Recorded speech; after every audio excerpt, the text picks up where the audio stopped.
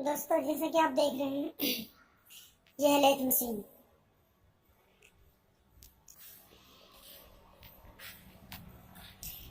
तो दोस्तों ये चक है, इसमें हम जॉब को लगाते हैं। ये टूल पोस्ट है, इस टूल सेट पे जिसमें टूल लगाया दोस्तों, टूल है ये टेल स्टॉक है। इसी तरह यहाँ मतलब बहुत मशीन है, वर्कशॉप है दोस्तों। ये सारी जितनी आपको दिख रही है सारी लेथ मशीन है।